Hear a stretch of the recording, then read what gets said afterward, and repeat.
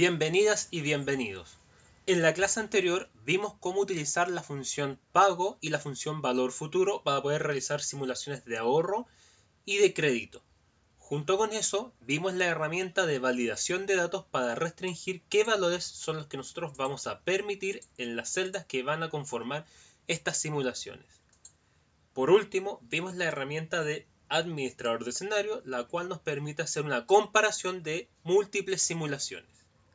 Ahora vamos a ver la herramienta de tabla de datos, la cual nos permite realizar una simulación, múltiples simulaciones quiero decir, pero modificando solamente dos aspectos. Vamos a replicar el ejercicio de la simulación de ahorro, pero con tabla de datos. Para eso copio esta tabla, la voy a pegar en mi hoja tabla de datos y voy a eliminar los campos de tasa y de meses, porque estas van a depender de mi tabla de datos. En mi tabla de datos voy a colocar de mi hoja parámetros las rentabilidades promedio del sistema de AFP. Vamos a copiar los fondos,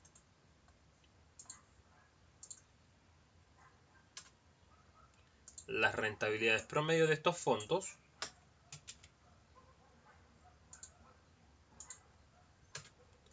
y hacia abajo vamos a escribir las opciones de años en las cuales yo quiero realizar esta simulación. Vamos a establecer una simulación de ahorro a un año, 2 años, hasta un máximo de 15.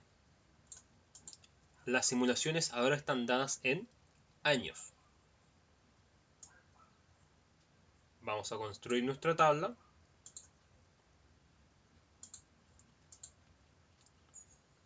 Vamos a construirla. Vamos a decir que estos son los fondos de ahorro, y estos van a ser los años.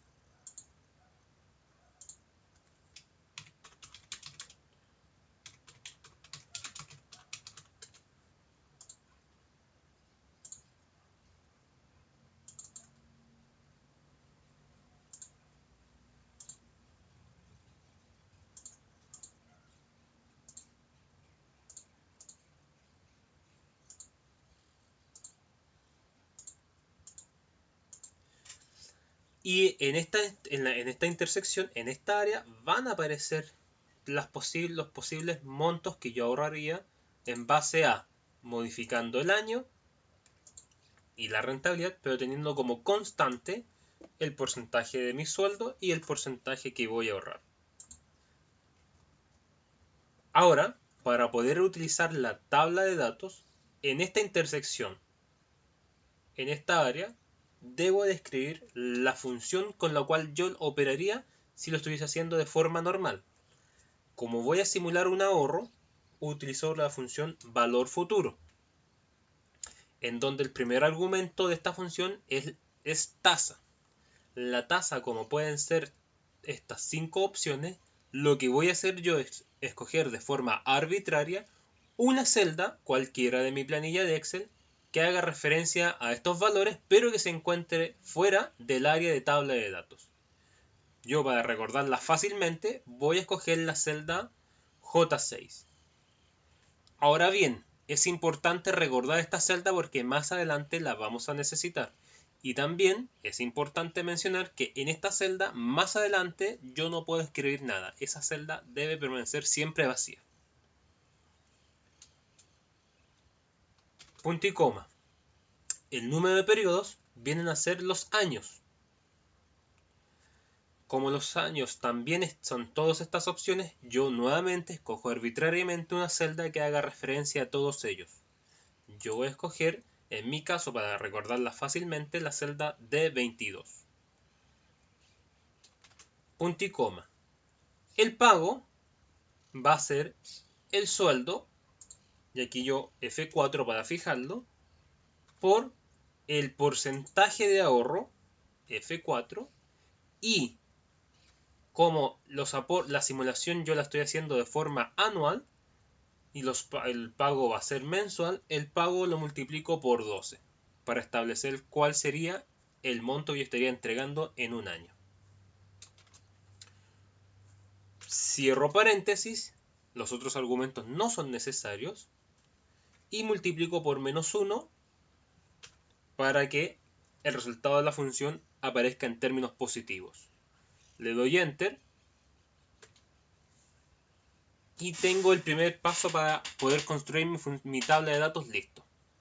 Una vez que yo ya ingresé mi función, selecciono el área de la tabla de datos que estaría haciendo desde la celda donde escribí la función hasta el término de intersección del último periodo con la última rentabilidad.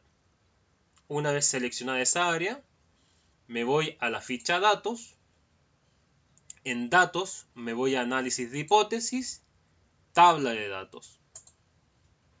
En tabla de datos me preguntan qué celda hace referencia a la fila, a estos valores que tengo aquí.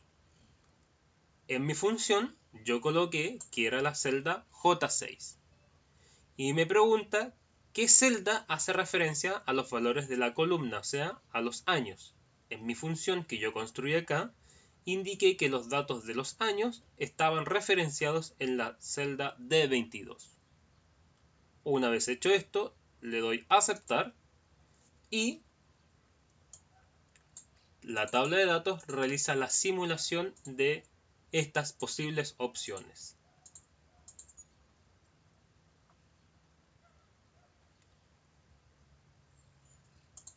Y aquí tengo cuánto sería el monto que yo estaría ahorrando en estas diferentes opciones.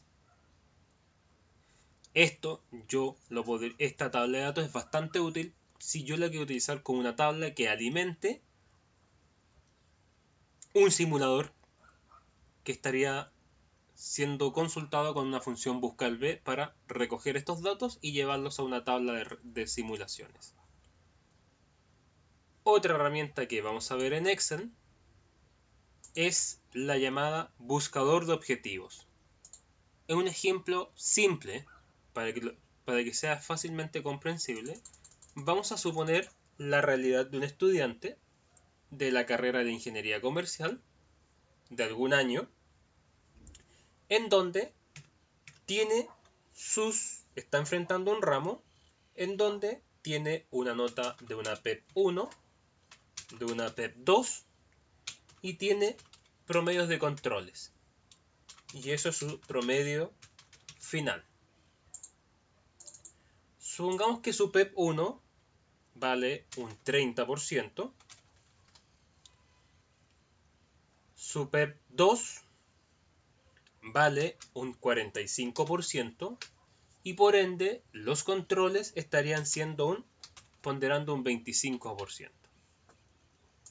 Este alumno en su PEP 1 se sacó una nota de un 1,9. Por favor, este ejemplo es meramente didáctico, no es una burla ni nada, para que nadie se sienta ofendido. Recalco esto. La PEP 2 es una nota desconocida, que es la que tiene por rendir, y en controles tiene un 5,5. El alumno quisiera saber qué nota debería sacarse en la PEP 2 para obtener una aprobación de 4. El promedio final lo estaríamos calculando con la función suma producto, en donde la matriz 1 serían los porcentajes de las evaluaciones y la matriz 2 las notas. Entonces, la función buscador objetivo nos permite, en vez de estar ingresando de forma al azar una serie de valores de notas para saber con cuál obtendríamos la calificación 4, buscador de objetivos lo hace por nosotros. Para eso, nos vamos a la opción de datos, análisis de hipótesis, buscador de objetivo, definir la celda. En este caso es la celda con el promedio final. donde está el cálculo para el promedio final. ¿Y cuál es nuestra meta? Nuestra meta es que esa celda llegue a la nota 4. Modificando ¿qué celda? La PEP 2, que es la que tenemos pendiente. Le damos a aceptar y Excel hace el cálculo por nosotros.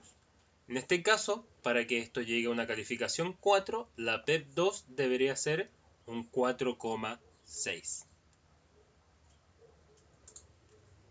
Esta herramienta es bastante útil si están haciendo proyecciones de ejercicios y les piden, por ejemplo, para cumplir un cronograma, un programa de metas, que las ventas de un negocio tengan que estar aumentándose en un 7% en el año. Y si tienes la información del último trimestre, pueden hacer los ejercicios de en cuánto deberían variar para poder cumplir el monto meta anual. Por ejemplo, si a la fecha solamente tienen un crecimiento del 5%. ¿Cuánto es lo que debería variar el último mes para alcanzar la meta del 7%?